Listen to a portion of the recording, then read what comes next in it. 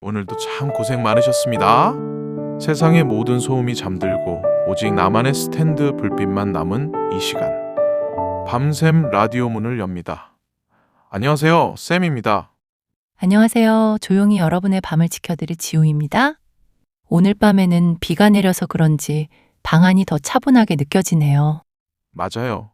이런 밤에는 가만히 앉아서 깊이 있는 고전소설 한 편 함께 읽기. 딱 좋은 날씨죠. 자, 오늘부터 우리가 함께 펼쳐볼 책은 전 세계가 사랑하는 명작이죠. 제인 오스틴의 오만과 편견입니다.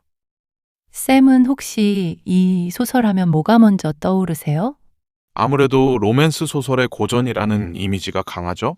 그런데 참 신기한 게 200년 전 영국의 시골 마을 이야기인데 지금 읽어보면 요즘 우리나라 결혼 시장이나 블라인드 같은 커뮤니티 글이랑 소름 돋을 정도로 닮아 있어요. 아, 어떤 점이 그런가요? 소설 첫 페이지부터 그래요. 이웃집에 새로 이사 온 총각을 소개하는데 성격이나 외모보다 1년에 몇 파운드를 버는 자산가인가 라는 경제적 스펙이 가장 먼저 나오거든요. 요즘으로 치면 전문직의 강남 자가 보유 같은 조건을 대놓고 따지는 셈이잖아요. 듣고 보니 정말 그렇네요. 사랑도 중요하지만 가난해지지 않기 위해 생존과 조건의 타협점으로 결혼을 바라보는 인물들도 등장하기도 하고 사람이 사람을 만나 가정을 이루는 데 따르는 현실적인 계산은 예나 지금이나 신기할 정도로 닮아 있는 것 같아요. 맞습니다. 바로 그 현실적이고도 위트 있는 계산법이 오늘 함께 들으실 제1장에서부터 적나라하게 시작되죠. 그렇습니다. 제1장의 배경은 딸만 다섯인 베넷 가문의 거실이에요.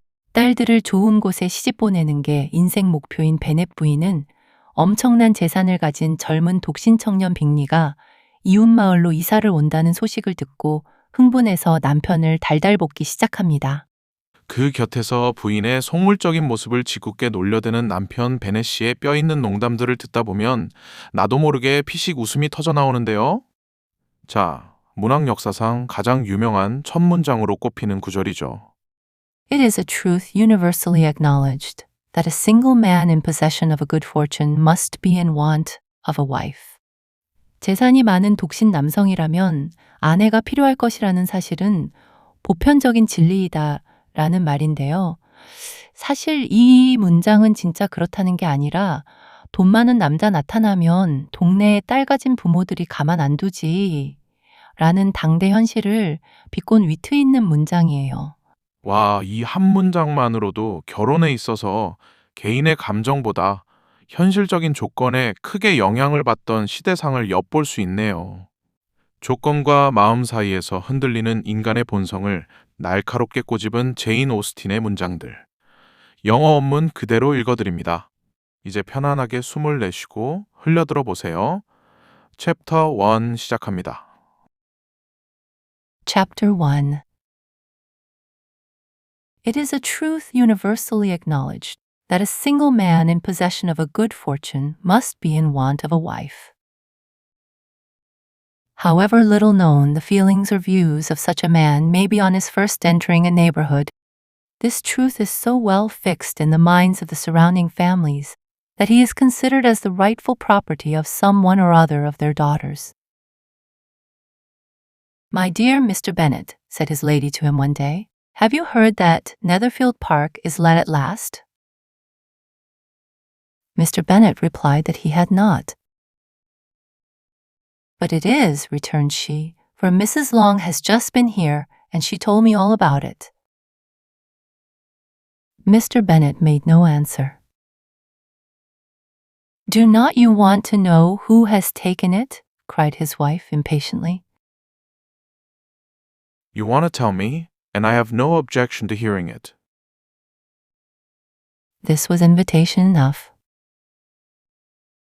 Why, my dear, you must know Mrs. Long says that Netherfield is taken by a young man of large fortune from the north of England, that he came down on Monday in a chaise and four to see the place, and was so much delighted with it that he agreed with Mr. Morris immediately that he is to take possession before Michaelmas, and some of his servants are to be in the house by the end of next week. What is his name? Bingley. Is he married or single? Oh, single, my dear, to be sure. A single man of large fortune, 4,000 or 5,000 a year. What a fine thing for our girls. How so? How can it affect them? My dear Mr. Bennet, replied his wife, how can you be so tiresome? You must know that I am thinking of his marrying one of them. Is that his design in settling here? Design? Nonsense. How can you talk so? But it is very likely that he may fall in love with one of them, and therefore you must visit him as soon as he comes. I see no occasion for that. You and the girls may go, or you may send them by themselves, which perhaps will be still better, for as you are as handsome as any of them, Mr. Bingley might like you the best of the party. My dear, you flatter me. I certainly have had my share of beauty, but I do not pretend to be anything extraordinary now. When a woman has 5 grown-up daughters, she ought to give over thinking of her own beauty. In such cases, a woman has not often much beauty to think of. But, my dear, you must indeed go and see Mr. Bingley when he comes into the neighborhood. It is more than I engage for, I assure you. But consider your daughters. Only think what an establishment it would be for one of them. Sir William and Lady Lucas are determined to go, merely on that account, for in general, they visit no newcomers. Indeed, you must go, for it will be impossible for us to visit him if you do not. You are over-scrupulous, surely. I dare say Mr. Bingley will be very glad to see you, and I will send a few lines by you to assure him of my hearty consent to his marrying whichever he chooses of the girls, though I must throw in a good word for my little Lizzie. I desire you will do no such thing. Lizzie is not a bit better than the others. And I am sure she is not half so handsome as Jane, nor half so good-humored as Lydia, but you are always giving her the preference. They have none of them much to recommend them, replied he.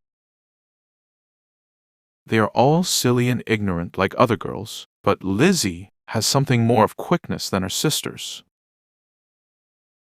Mr. Bennet, how can you abuse your own children in such a way?